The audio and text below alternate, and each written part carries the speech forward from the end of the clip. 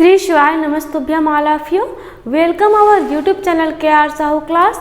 तो गाइस, आज के इस वीडियो में आप लोगों को बताने वाली हूँ द लेडी विथ डॉग का हिंदी समरी, जो कि एक रशियन शॉर्ट स्टोरी है जिनको लिखा है एंथन चेको ने, और इसको लिखा गया है 1903 में। ठीक है ना। आज इस स्टोरी का आप लोगों को मैं हिंदी समरी बताऊंगी, तो जल्दी से वीडियो को लाइक कर दीजिए। लाइक नहीं किए हैं तो चैनल पर नए चैनल को सब्सक्राइब भी कर लीजिएगा, और वीडियो पूरा देखने के बाद मुझे कमेंट में ज़रूर बताइएगा कि आप लोगों को यह वीडियो कैसे लगा। ठीक है ना।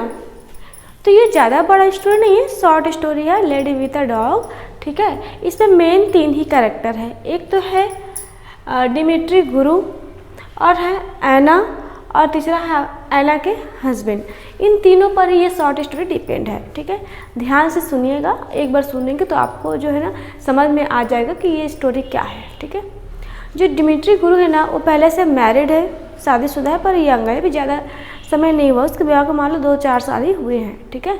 और जो ऐना है उसका वर्ष शादी भी वैसे ही हुआ है, और दोनों ही मैरिड हैं। ठीक है। लेकिन अलग अलग पर्सन से हैं। जब ये दोनों याल्टा के जो सी है बीच, वहाँ पर हॉलिडे मनाने के लिए गए होते हैं। ठीक है ना।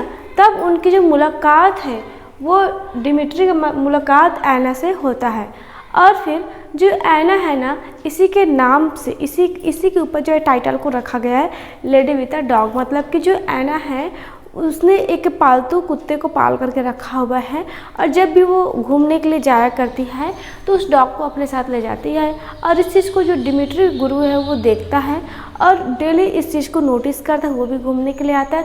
फिर धीरे धीरे होता क्या है, उसे पसंद करने लगता है, फिर उससे इजहार करता है, और उसके जो ऐना है वो भी उसको पसंद करने लगती है। और इसीलिए कि वो एक कुत्ते को पाल करके रखी हुई है और उसके साथ एक कुत्ता रहता है, इसीलिए लेडी विथ अ डॉग करके इसके टाइटल को रखा गया ऐना पर ही। ठीक है ना। जब दिल्ली से वो डिमिट्री गुरु है ऐना को जब देखता है ना, तो वो इम्प्रेस हो जाता है और सोचता है कि जो मैंने शादी किया है वो मैंने गलत पर्सन से कर लिया है, मुझे ऐना जैसी लड़की चाहिए थी, है ना, मतलब ऐसे मुझे चाहिए थी। और जब वो प्रपोज करता है तो कहीं ना कहीं धीरे धीरे ऐना भी ना उसके प्यार में पड़ जाती है, और ये भी सोचती है कि मेरे हस्बैंड सही नहीं है मेरे लिए, मुझे उससे विवाह नहीं करना था, मेरे लिए गलत पर्सन है, क्योंकि वो मेरे सुख दुख के बारे में कुछ भी नहीं समझता है, वो सिर्फ अपने काम से मतलब रखता है। अब जब तक वो याल्टा के रिवर से उधर रहते ही हैं, समुद्र तक है ना, मतलब उधर बीच में रहते हैं, वो लोग घूमते फिरते हैं, हॉलीडे मनाते हैं, तब तक इनके जो आपस के प्यार है काफ़ी हद तक बढ़ जाती है। ठीक है ना। उसके बाद जो ऐना के हस्बैंड हैं वो ऐना को कहते हैं कि तुम घर वापस आ जाओ।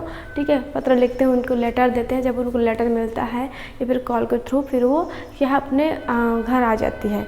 और यहाँ जो डिमिट्री गुरु होता है वो भी अपने घर को चला जाता है। लेकिन जब वो लोग अपने अपने घर जाते हैं तो उनको रियलाइज़ होता है कि वे लोग एक दूसरे के बिना जी नहीं सकते, बहुत ज़्यादा उन दोनों क्या एक दूसरे से प्यार करते हैं। ठीक है। फिर दोनों आपस से फिर मिलना चाहते हैं। तब उनको एक बार क्या होता है, वो थिएटर में मिलते हैं मूवी देखने के दौरान। तो उस टाइम जो ऐना होती है अपने हस्बैंड के साथ होती है, और ये जो डिमिट्री गुरु है ना, ये उससे ज़्यादा बात नहीं कर पाता। ठीक है। उससे पर्सनल मैटर पर बात नहीं कर पाता, बस इंट्रो होता है कि ऐना कहती ये मेरा फ्रेंड है, हम लोग वहाँ मिले थे, बस इतना ही हो पाता है। ठीक ना।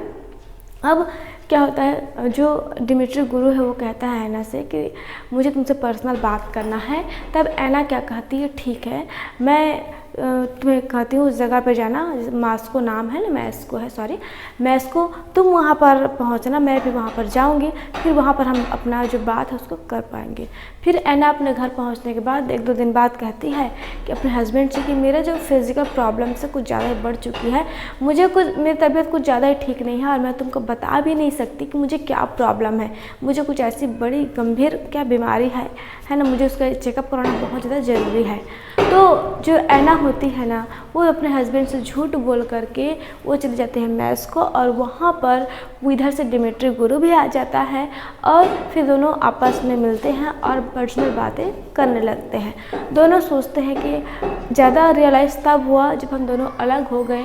मुझे लगता है कि अब हम एक दूसरे के बिना नहीं रह सकते, तुम भी मैरिड हो, मैं भी मैरिड हूँ, लेकिन हमारा जो पार्टनर है वो सही नहीं है, हम दोनों एक दूसरे के लिए करेक्ट हैं। ठीक है ना।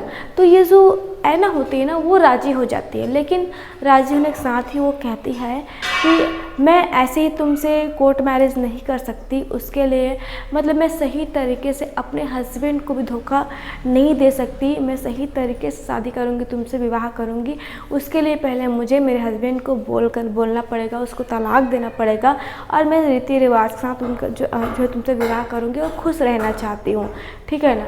यहाँ पर ही इस स्टोरी को ख़त्म कर दिया गया है, आगे नहीं बताया गया क्या उनका विवाह होता है कि नहीं होता है, ठीक है। वो दोनों आपस में डिस्कस करते हैं कि हम दोनों एक दूसरे के लिए करेक्ट हैं और हम दोनों एक दूसरे के साथ खुश रह सकते हैं, ठीक है।